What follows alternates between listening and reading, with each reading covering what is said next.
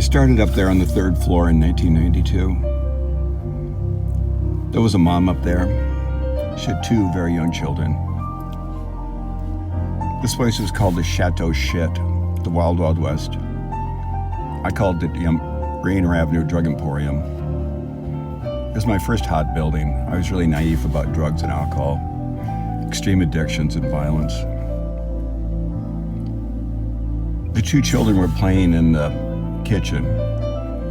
The stove door was open. The mom claimed she didn't hear the noise of the stove tipping over, didn't hear the pots and pans falling off the stove and hitting the floor.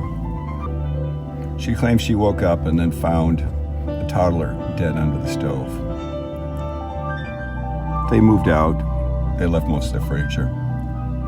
And then about a week later, somebody went in there and set fire to the kitchen, destroyed the kitchen, much of the living room. Apartment next door was heavily damaged. And then there was extensive water damage on the apartment below, on the 2nd floor, 204 and 103. It was a few days later, within a week or so, I walked into the apartment there on 204, knocked on the door. I was there with some contractors to get bids, get the building fixed. Still had people living below, and they had extensive water damage to the apartment. And a fellow came to the door. As he opened the door, he heard a shot. Went right into the kitchen, came running out, saying Luana had shot herself. I ran into the living room, and she was sprawled out on the carpet, hands spread out. There's a little gun next to one of her hands. And she just shot herself in the heart. She was the property manager. She was strung out on drugs. She was stealing money from me. She thought I was actually there with the police department to take her to jail. She decided to kill herself. Ran across the street, the fire department. Ran back to the apartment. He was dead by then. One of the contractors was standing, looking down at her, holding her hand. I remember getting on the ground after she shot herself. She was moaning. And I remember screaming, not screaming, but saying, Luana, why did you do this? And then the detective came and took me down to the police station, says, we need to talk about your neighborhood and your building. And then he told me about how much he appreciated what I was doing in the neighborhood. That if it wasn't landlords like me who would take over these awful buildings, that there was no way the police department could win. That with 23 units of apartments, and almost every one of them occupied by drug addicts, violent people, there was no way they could control the neighborhood. And then he told me in passing, actually before that he said, here's the way the neighborhood works. There are 2 tiers of justice. There's the force of good, us, the police department, and you, and then there are the other elements. And he said, one thing to understand about the neighborhood is that you have a certain amount of invincibility owning this building, taking the stand you are in our neighborhood. And if you just simply communicate to the drug dealers, the street people, that you own that building, you're that man, they will leave you alone, because they know if they do anything to you, you'll be treated as though something has happened to a police officer. He said, so you'll be pretty safe in the neighborhood. But then he said in passing, but if they do kill you, just know that we will get them. We will find them. And then he said in passing, we know that baby was murdered, but we don't have time for the murder. It's the middle of the crack epidemic. And I drove home when I was driving along Lake Washington. Up till last year, I had a new home up there, and I was married. And I was thinking, God, it's going to be a little bit tougher, but I'm pretty sure I could still win down here. It's my first hot building. I still didn't understand extreme addictions. Felt pretty safe, even though the building, I would go in there in the evenings, and there would be cars lined up in the alley, and they have car hop service coming out to sell drugs. The key drug gang leader would come over usually after dark. He drove a little 2-door Oldsmobile, pretty good size 2-door Oldsmobile, was green as I recall. Had 2 bullet holes in the driver's side door.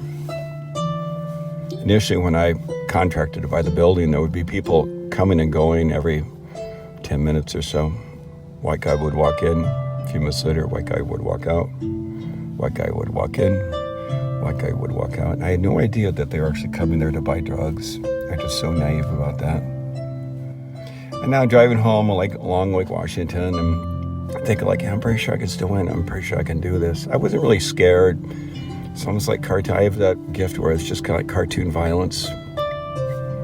It's like, this isn't real or whatever it is. The reality isn't that shocking. I walked in my home and said hi to my wife and told that Luana had shot and killed herself, and she screamed, and then she calmed down after a couple hours, and then my family came over and we had dinner, and it was Christmas Day,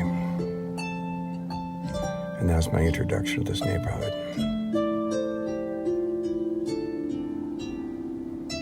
And then we turned the building around.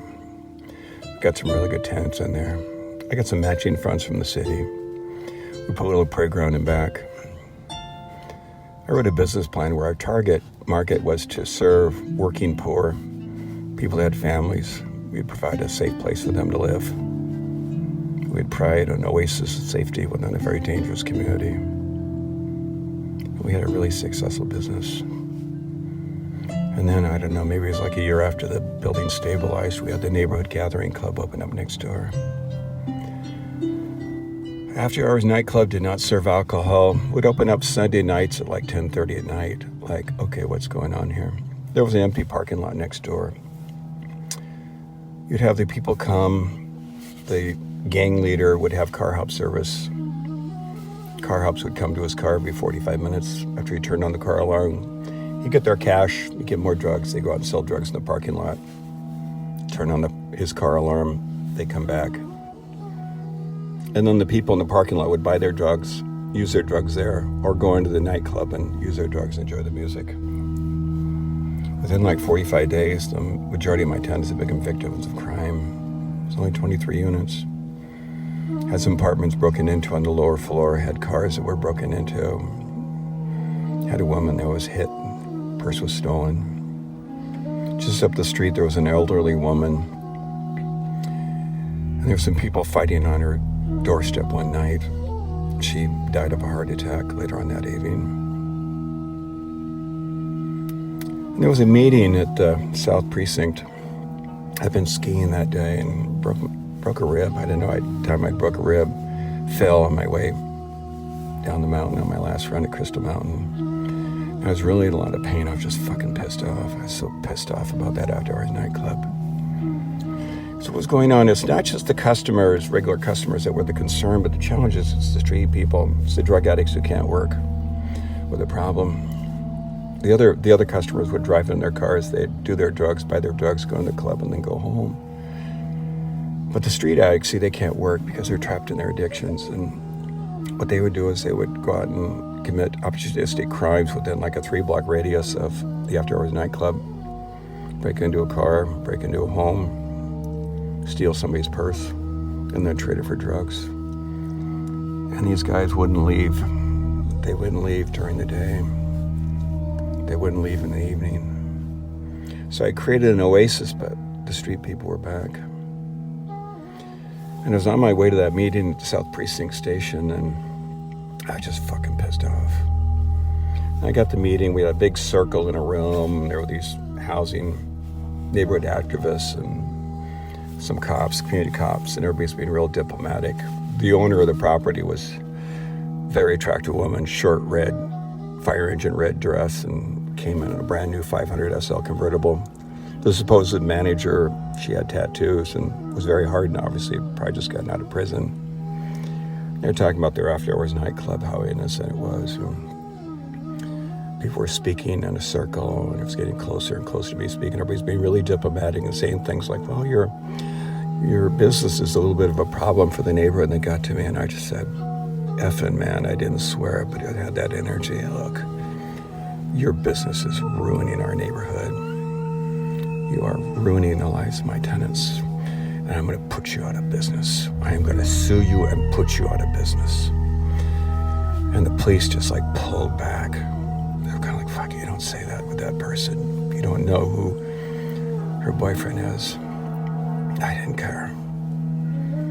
And a few days later, these former cops came to me and they gave me a blueprint. It was a lawsuit the city filed using the fast-track drug abatement laws used for crack houses. So I made a template for my lawsuit. And I put down the paper, say, hey, we need a pro bono attorney. You're not going to pay you very much, but, you know, you're really going to help a neighborhood and there might be good PR. And then those same cops organized the neighbors. Neighbors would wear black tights and they had cameras and they would photograph the After Hours nightclub and drug sales in the parking lot. It was really great. I filed my lawsuit, and then 5, 6, 7 business days later, we had a fast-track trial, 2-day trial. At the end of the trial, the judge says, this is a disaster. You guys are out of business. There's no like a temporary order. We had a full-blown trial come back a year later. It was pretty cool. Cops were really happy. Neighbors were really happy. It felt real good. And then it got harder. Got a lot harder. So that was my introduction to the neighborhood.